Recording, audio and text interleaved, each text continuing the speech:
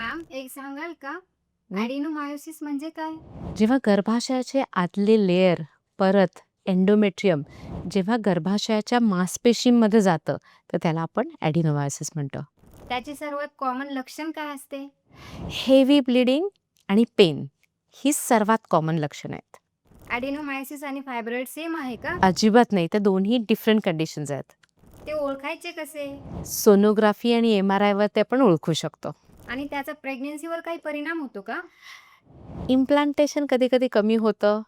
थोडी मिसकॅरेजेसची रिस्क वाढते.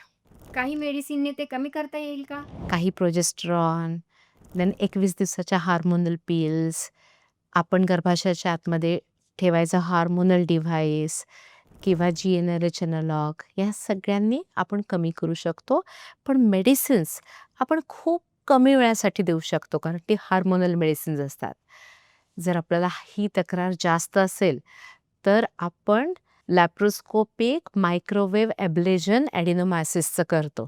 म्हणजे मायक्रोवेव्हच्या अँटिनानं आपण ॲडिनोमायसिसचा टिश्यू बऱ्यापैकी ॲब्लेट करून टाकतो. त्यामुळे सिम्प्टम्स, ब्लीडिंग कमी होऊन जातं. Thank you ma'am.